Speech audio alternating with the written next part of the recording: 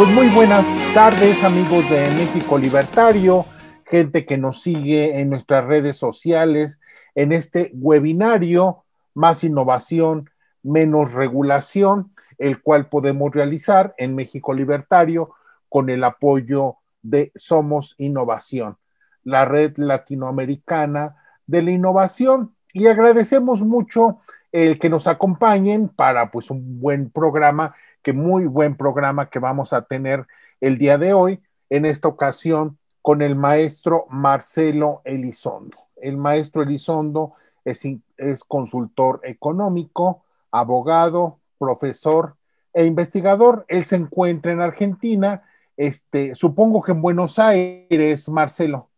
En Buenos Aires. Efectivamente. Qué bueno. Entonces, en Buenos Aires, y bueno, desde allá estamos realizando este programa en relación con el blockchain. Antes que nada, pues muchas gracias, Marcelo, por tu buena disposición para realizar este programa, que me parece que, bueno, va a dar algunas luces sobre el tema, que es un tema relativamente novedoso y que no se comprenden aún todas las ramificaciones e impactos que pueda tener esto del blockchain. Para mucha gente, bueno, se limita solamente a las monedas electrónicas, monedas virtuales tipo Bitcoin, más recientemente Ethereum, pero bueno, no pasa de allí y me parece que sus derivaciones son muy interesantes en una serie de escritos que tú habías hecho en tu Twitter. Habías hablado de la industria de la verdad, una de esas derivaciones que me parece más interesantes sobre lo que va derivando el blockchain, y por eso precisamente la invitación, que te agradecemos mucho esa disposición, Marcelo. En tal sentido, yo quisiera, para la gente que apenas se está familiarizando con estos temas, que tú nos pudieras decir, Marcelo, bueno, ¿qué es el blockchain? ¿Cuáles son los conceptos básicos que debemos de tener presentes para hablar de este tema en particular? Bueno, yo en primer lugar quiero agradecer la invitación. Para mí es un honor poder compartir con ustedes este momento. Respeto mucho lo que hacen, los sigo a través de las redes sociales y agradezco la convocatoria. Y en relación a la temática, yo sé que a veces estas ideas como el blockchain, nuevos conceptos, realidades tecnológicas, son incómodas de aprehender en nuestras mentes. Sin embargo, no estamos ante algo muy complejo desde el punto de vista conceptual. Blockchain en realidad es un proceso de encriptamiento de información. Cuando nosotros tenemos determinado dato, podemos reservarlo y guardarlo, preservarlo a través de un mecanismo de cadena de bloques que hace que cualquier información que nosotros hayamos reservado permanezca inviolable de manera indubitada en un registro digital. Esto tiene un enorme valor desde el punto de vista tecnológico porque concede muchas certezas, pero yo no quisiera entrar en la cuestión tecnológica, sino más que nada en la cuestión del impacto político y económico. Hasta hace poco, la única manera que teníamos de conceder certeza absoluta a alguna información era un sello oficial, era la concesión de fuerza de verdad a través de una autoridad política. En todo caso, la autoridad política podía, a través de un notario o de lo que llamamos un escribano aquí en la Argentina, delegar esa concesión de oficialidad.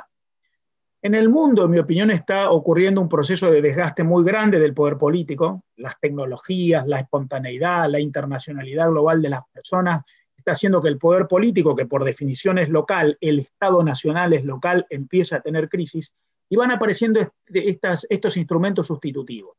Y el blockchain en eso es una herramienta que puede permitir a los consumidores, a los inversores, a los usuarios, el acceso a información que concede garantías de certeza absoluta sin necesidad de acudir a un tercero intermediario obligatorio, como puede ser una autoridad fiscal. Incluso lo hace más descentralizado, más espontáneo, un orden entre contratantes que sin embargo además pueden ofrecerse a terceros y que puede revolucionar el ámbito de los contratos, esto que Hayek llamaba el orden espontáneo, de esta manera va adquiriendo una fortaleza superior. Ya, ya, muchas gracias, Marcelo. En tal sentido, me parece que lo que tú estás comentando en esta serie de cuestiones que te estuve leyendo sobre la industria de la verdad, quiere decir que de alguna manera están surgiendo sustitutos a esta verdad que el Estado venía monopolizando de manera única, como por ejemplo los catastros o los registros públicos de la propiedad o los registros civiles incluso. Me parece que una cuestión muy interesante. No sé si nos puedas platicar un poco, bueno, cómo va sustituyendo en el mundo precisamente esta industria, cómo va surgiendo en el mundo esta nueva industria de la verdad y si es tan esperanzadora para algunos, tan amenazante para otros, como puede preverse desde este momento. Bueno, efectivamente, yo creo que el gran impacto del blockchain es que crea una nueva industria que es la industria de la verdad. La verdad hasta ahora era algo que o podía depender de la confianza entre dos partes conocidas, la reputación de uno con otro hacía de algo percibido como verdad, y si no, si requeríamos algo objetivo ante terceros desconocidos, tenía que pasar por algo oficial, o porque el Estado le concedía una condición a través de un sello, una autorización, una habilitación, o porque el Estado permitía contratos entre las partes, pero ese contrato siempre requiere alguna oficialización posterior, de modo que siempre hay que acudir a un tercero que centraliza el poder político. El blockchain crea la industria de la verdad. ¿Qué es la industria de la verdad? Esto de poder certificar algo sin necesidad de acudir a la autoridad pública y probablemente incluso concediéndole a esa certificación un respeto en el mercado por parte de los actores económicos mayor que el de una certificación pública. Lo voy a poner en algunos ejemplos. Un proceso de producción de un bien que logra una trazabilidad, o sea, la información sobre cómo se ha producido ese bien. Supongamos un alimento en estos momentos en los que todos estamos más sensibilizados por las exigencias sanitarias, por los riesgos ambientales o de enfermedades o de otro tipo de amenazas en materia de seguridad. El proceso de producción de un alimento que pueda ser registrado a través de un seguimiento de lo que se conoce como trazabilidad, dónde se produce, qué condiciones climáticas, en qué condiciones en la tierra, con qué componentes que se le van incorporando a ese proceso, quiénes intervienen, cuál es la logística y el desplazamiento de toda esa cadena de producción hasta el momento final de la elaboración y la comercialización. Y todo eso se termina incorporando en un paquete de información que está encriptado en blockchain. Esto concede una certeza que es equivalente o superior a un sello de calidad, a una certificación de estándar que pueda ser concedido por una autoridad oficial. Pensemos en las viejas ideas de la denominación de origen. Hay tratados internacionales entre los países que dicen, bueno, solamente si se respeta un procedimiento determinado de alguna región se le puede conceder a ese producto un nombre en función del respeto de las normas de origen.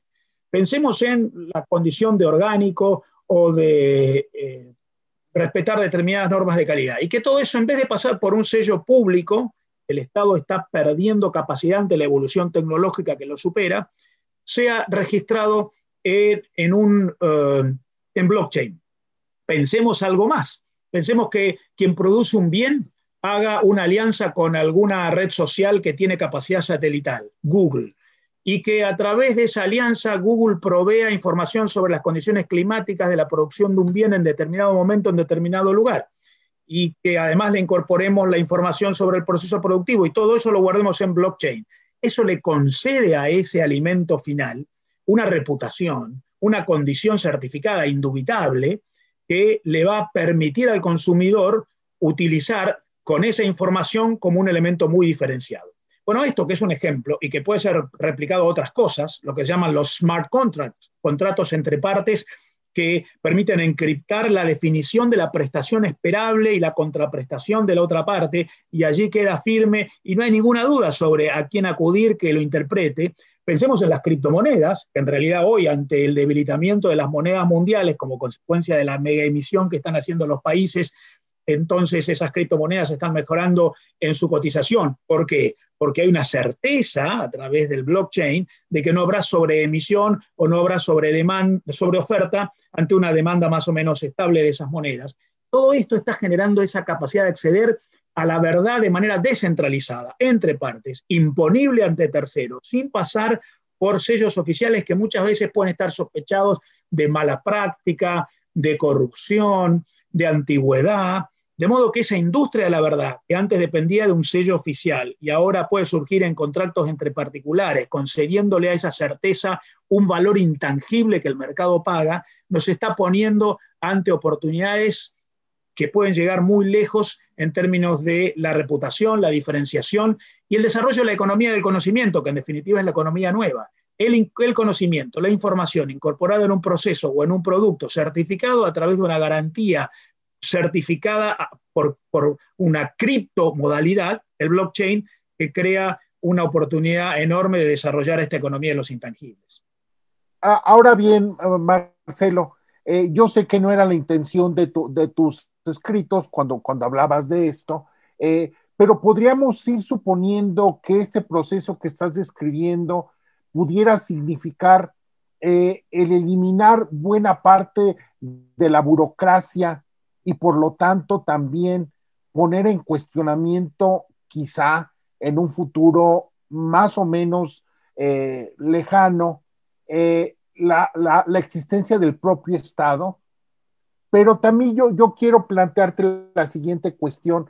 Anoche estaba leyendo que la directora del Fondo Monetario Internacional pedía que las criptomonedas, en particular el Bitcoin, se reglamentaran, que hubiera una legislación internacional sobre esta moneda y que incluso los propios bancos centrales pudieran emitir su propia moneda, lo cual, bueno, viene a quitar realmente muchos de estos incentivos a la existencia del Bitcoin, pero sobre todo permitiría una emisión descontrolada, que es precisamente lo que actualmente, como tú mencionabas, está limitando y quitando el atractivo a las monedas.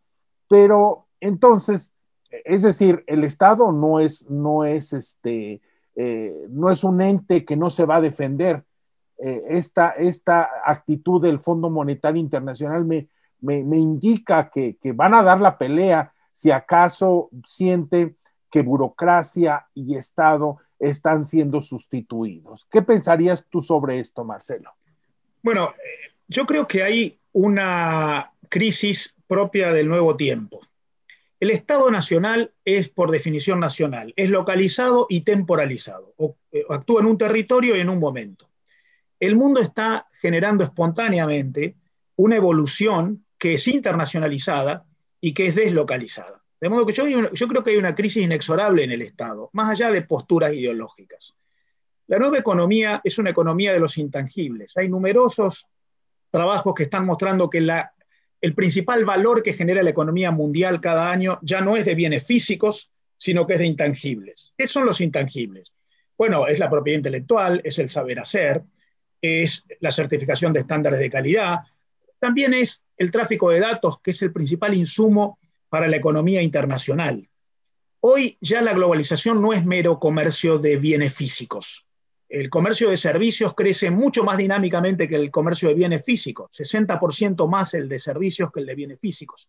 Hay un trabajo del McKinsey Global Institute que dice que si medimos bien todo el comercio mundial, de unos 26 billones de dólares anuales, más de la mitad de todo lo que se comercia a través de las fronteras en el mundo está compuesto por intangibles, por saber hacer, por ingeniería, por innovaciones, por invención, por buenas prácticas, por datos que actúan como insumo para la producción. El principal componente de la producción de hoy es intangible. Hay numerosos libros en la materia. Jonathan Haskell, en su libro Capitalism Without Capital, que en realidad se refiere a capitalismo sin capital físico, sin máquinas, sin fierros, sin plantas de producción, lo que está diciendo es, hoy lo más importante es el saber distribuido en el mundo a través del telecommuting. El mundo está convirtiendo a las personas en nómades digitales. Ese saber, que explica más de la mitad del valor agregado mundial en la economía, hay un trabajo de The Conference Unit hecho hace algunos años que dice que alrededor del 50% del valor agregado en todo el mundo cada año está explicado por intangibles, no ya por el bien físico como insumo. Y esto no quiere decir que el bien físico no importa más. Lo que quiere decir es que el valor está generado por el intangible que califica el bien físico, por el diseño, por la adaptabilidad, por el conocimiento y la información provista al consumidor. Bueno, todo esto está modificando la matriz de la economía internacional y está afectando al Estado, porque el Estado por definición es localizado y temporalizado. Y es una evolución tecnológica surgida del orden espontáneo que va más allá de la vocación del Estado o de las posturas ideológicas. En este marco es necesario ir logrando un nuevo concepto de lo público. Hasta ahora lo público era lo estatal, solamente hay público si hay estatal. Y ahora fijémonos que están empezando a aparecer instituciones públicas no estatales.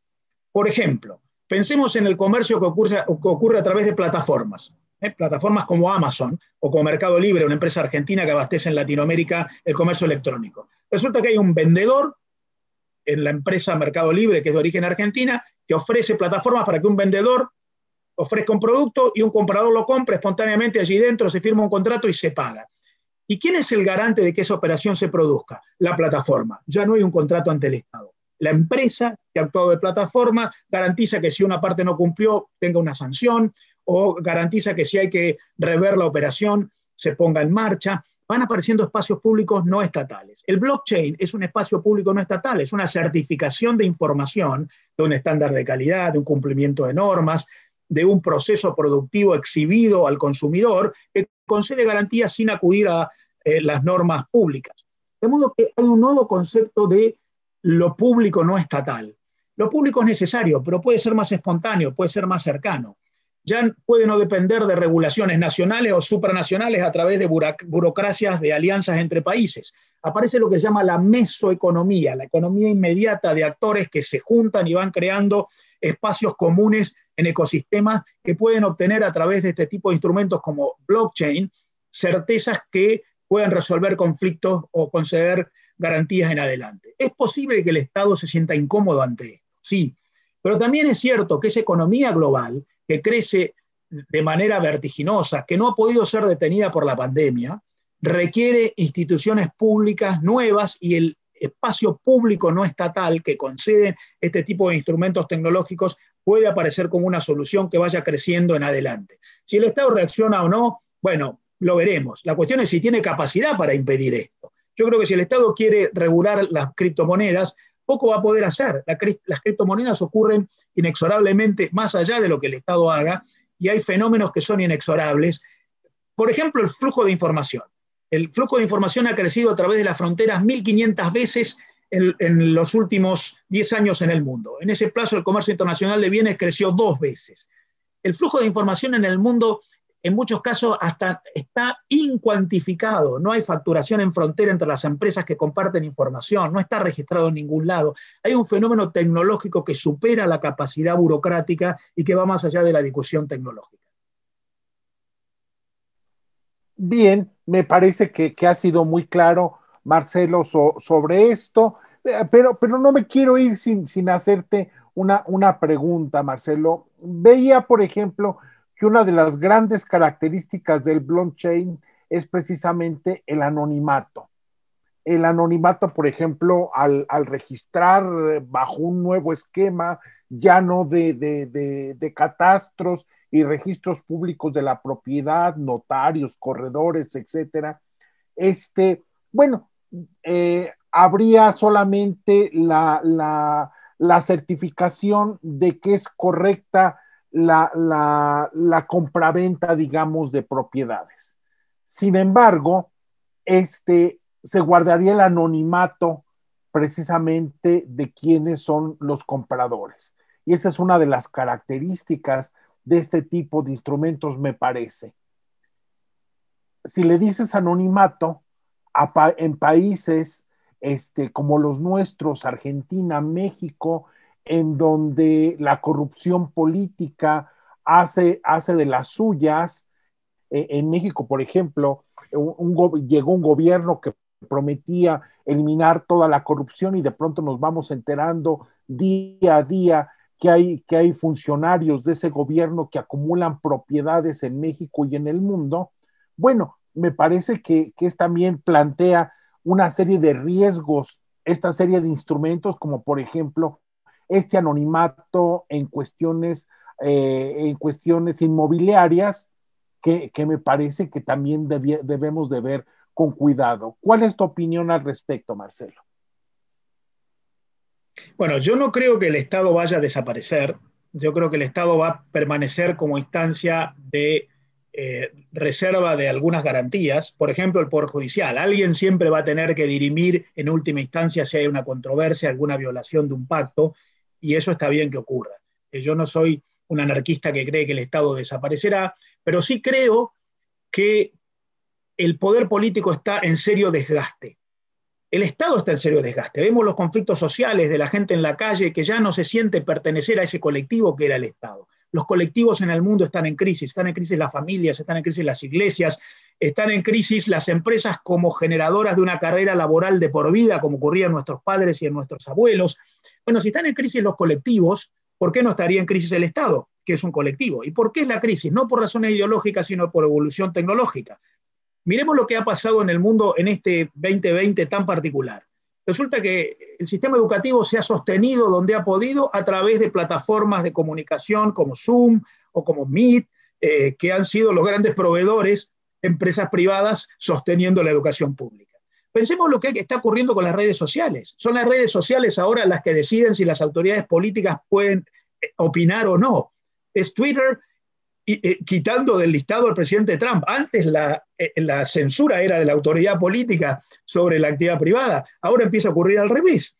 Pensemos lo que ha ocurrido con SpaceX lanzando un cohete hacia el espacio, una empresa privada por primera vez. Ya estamos pensando en el turismo espacial a través de las empresas privadas. Pensemos lo que ha ocurrido con los laboratorios y las vacunas. Por primera vez en la historia del capitalismo, los laboratorios se han puesto a producir y han conseguido financiamiento, vacunas aún ilegales, porque todavía no estaban aprobadas por la autoridad regulatoria, y ya las tienen producidas para que cuando aparezca la autorización puedan ser vendidas. Es algo que no ocurría antes. Bueno, esto está mostrando que la oficialidad, la institucionalidad para la concesión de la verdad regulativa o regulada está en crisis y que están ocurriendo fenómenos que superan esa realidad. Y el blockchain viene a ocupar ese lugar de la concesión de una verdad que no es oficial, lo público no estatal. De modo que es cierto, en el caso de los contratos inmobiliarios pueden haber algunos riesgos, también en el caso de las criptomonedas, pero es un riesgo que remite a aquello de qué es la justicia. Había un filósofo jurídico que decía, la justicia no es algo espontáneo y tiene que ser construido, pero la injusticia es posible cuando alguien decide sobre terceros y la injusticia es imposible cuando hay dos partes resolviendo sobre sí mismos y cada uno atiende sus derechos. De modo que esto es perfeccionable, por supuesto, pero me parece que lo interesante es ver cómo desde abajo van apareciendo, hemos visto ejemplos varios, manifestaciones de un orden público no estatal, más espontáneo, a través de instrumentos nuevos que van superando al sector público que está desgastado, que tiene autoridades que cada vez son menos obedecibles. Pensemos lo que está costando para las autoridades sanitarias mandar a la gente a su casa para evitar contagios porque la gente no obedece. Pensemos lo que está dificultándose para los países limitar migraciones, no las pueden limitar en fronteras, las migraciones ocurren igual. Pensemos lo que ha pasado con el virus del COVID-19, nadie ha podido limitar el desparramo del virus a nivel global. El Estado como institución, que era superior, la idea de la soberanía, que Jean Bodin en la época del Estado de la Edad Moderna concibió como supremacía nacional e independencia internacional, todo eso está en crisis. Van apareciendo fenómenos nuevos, todavía imperfectos. El blockchain es uno de ellos. Bien, también, bueno, traigo aquí a colación un programa anterior que hicimos, incluso la legislación sobre aplicar en planetas o en estaciones orbitales, bueno, ya empieza a serle disputada al propio Estado. Ya no es tan fácil decir, bueno, pues esta es una nave norteamericana y aquí se va a aplicar la legislación estadounidense. Ya no es tan fácil decir eso y va crecientemente el Estado siendo disputado en sus funciones más importantes, como por ejemplo esta de la propia, ¿quién hace una legislación? Bien, Marcelo, yo te agradezco mucho. Yo no sé si tú quieras agregar alguna cosa adicional antes de que terminemos el programa.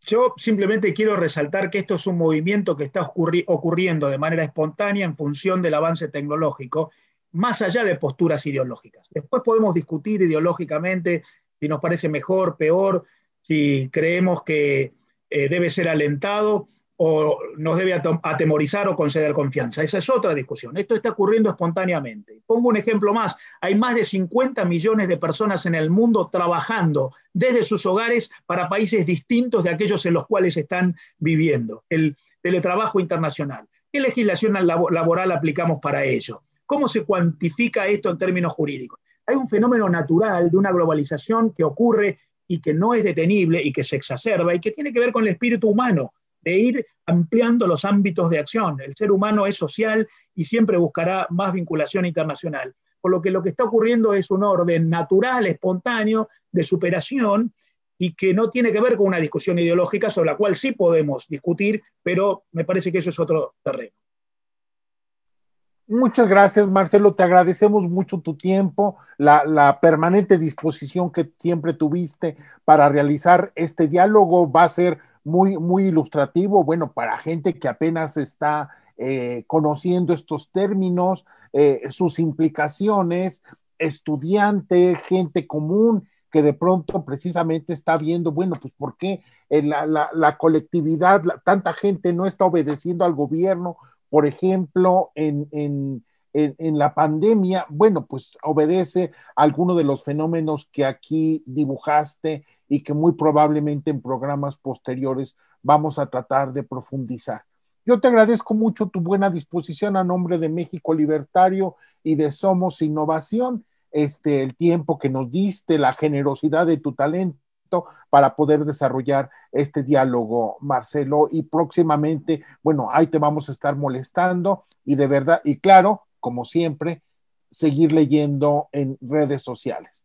Muchas gracias, Marcelo, y seguimos en comunicación. Estamos a tus órdenes y muy buenas tardes a todos los amigos de México Libertario que nos siguen en esta emisión y en redes sociales. Hasta luego.